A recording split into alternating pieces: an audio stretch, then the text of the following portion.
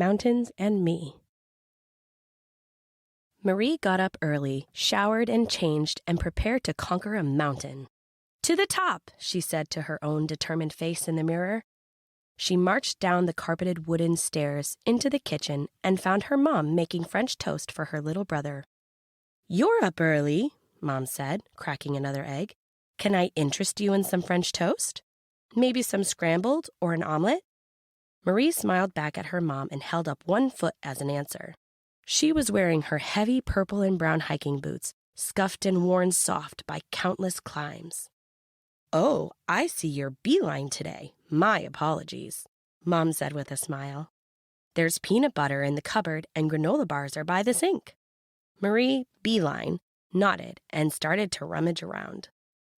A not-so-well-kept secret among the longtime hikers is that, sooner or later, you get a trail name. You can pick it yourself, but most people wait until other hikers name them after some event on the trail. Marie had gotten her trail name from some hikers passing through near Mount Washington. They were working on doing the whole Appalachian Trail, which went for 2,000 miles along the east coast of the USA. They fell in with Marie while she was hiking hard for the top of a small mountain that happened to be on their route. She had peppered them with questions about the trail, and she told them she planned on hiking it as soon as she was old enough. In the meantime, she was climbing all the mountains near her home in New Hampshire.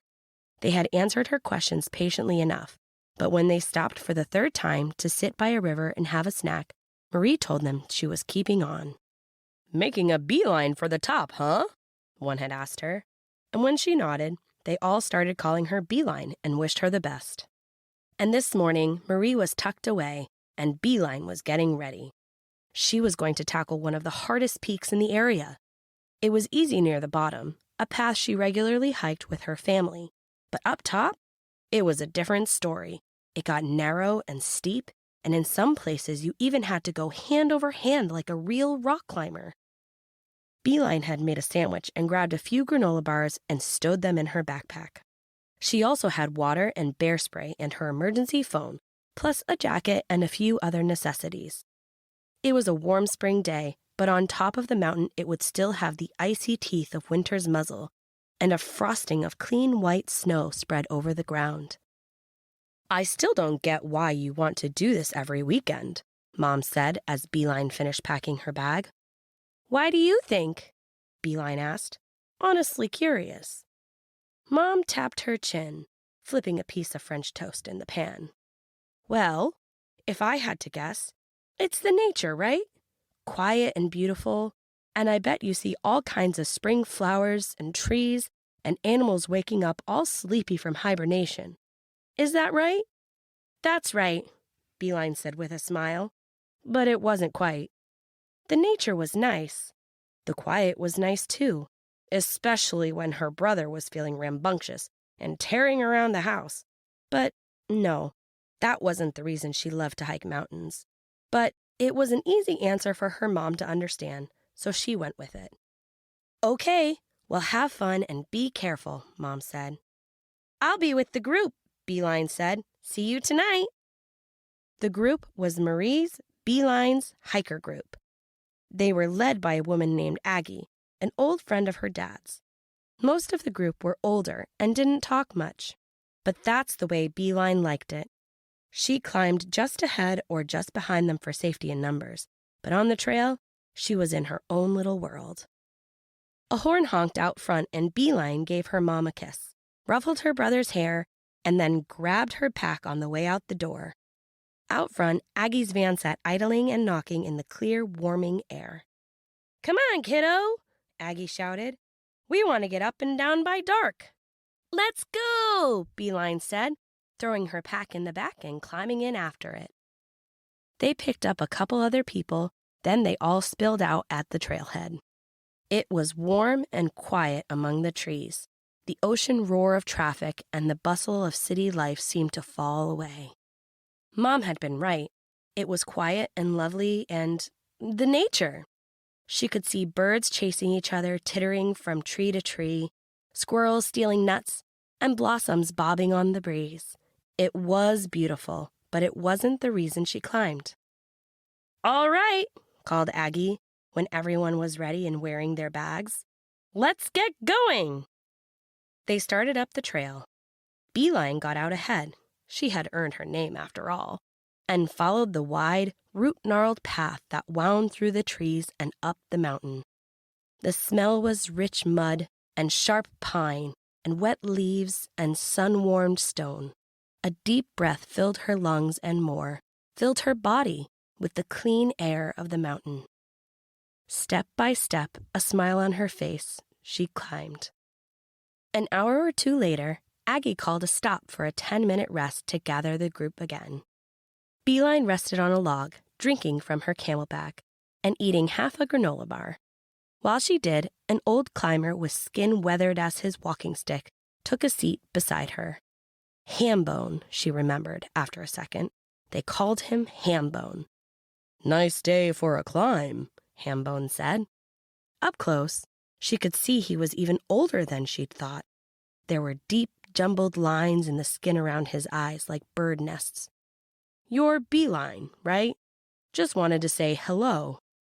"Hey, and you're Hambone?" she asked. "That's right," he said. "So what brings you here climbing mountains? You looking to get some exercise?" "Yeah," Beeline said. "Just a nice place to work out." Hambone nodded and then fell back as they started hiking again. It was good exercise. As the trail got steeper, she felt a burn in her legs, and she knew that she would be sore tomorrow. She had been lying to Hambone, though. The exercise was like the nature.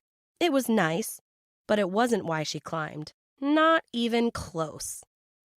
A little while later, the path turned up the mountain in a steep and twisting snake of a trail. Half the group started back down, with Hambone in the lead. The other half, led by Aggie, continued on toward the summit. The trail grew rocky and steep. They walked on the thin ledges with brittle shale to their left and open air to their right.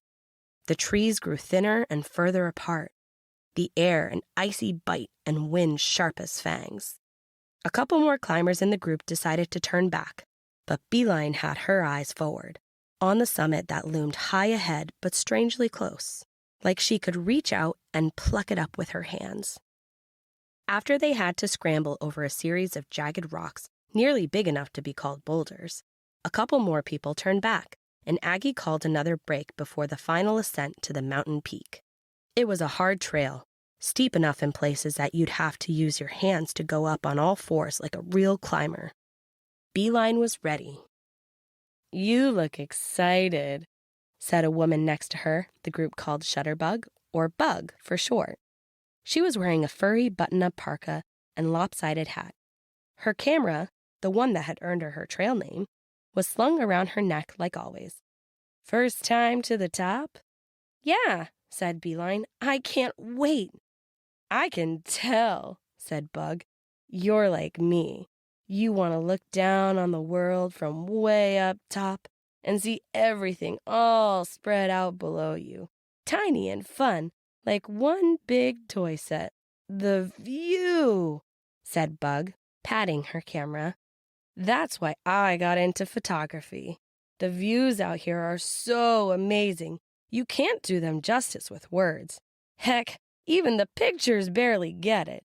To really understand, you need to stand at the top and see for yourself. Am I right?" "You're right," said Beeline with a smile. "Lots of awesome things. Lots of beautiful things in the wild." "Right on," said Bug.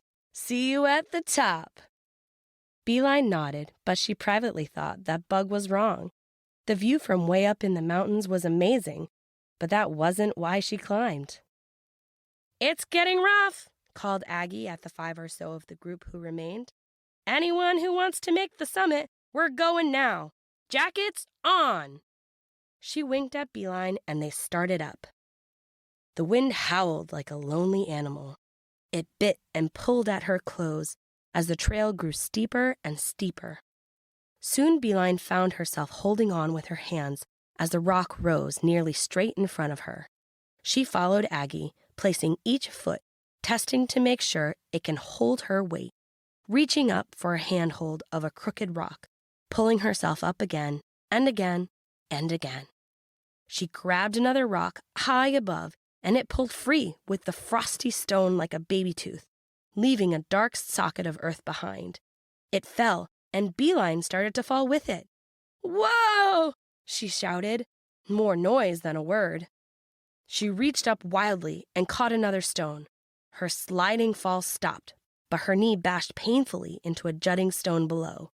She cried out and shook her leg, holding on tightly with her hands. "Beeline! Marie!" called Aggie. "Are you okay? Do you need help?" The pain was beating a steady ba-dum-bum drumbeat in her knee, but Beeline shook her head. "I'm good," she said. And she was, luckily. The pain was subsiding, and her leg was moving fine. "Let's finish this!" Aggie and the others cheered, and they resumed the climb. It got harder as they neared the top. Aggie knew the best path, but still, it was cold and hard and in places slick with ice. Beeline pulled herself foot by foot, slow and steady, her knees screaming and her hands aching, and just when she thought she couldn't climb another foot, she looked up again and saw that she was at the top of the mountain. She had made it to the top. There was a small flat area, and still huffing and puffing, she stood with Aggie and the others there, looking out at the great misty bowl of the valley below. It seemed to Beeline like they stood at the top of the world, and from up there, everything, her school, her problems, all of it, seemed so small. What was homework when she had climbed a mountain? What could possibly stop her? What could stand in her way? And that, Beeline thought to herself as she stood on that lofty peak, that is why I climb. Not for nature or exercise or the view, but to test myself against the mountain. To test myself and to know that I'm up to the challenge. To know that I'm up to any challenge at all. A smile on her face and pride warming her chest, Beeline turned and started back down the trail towards home. The end.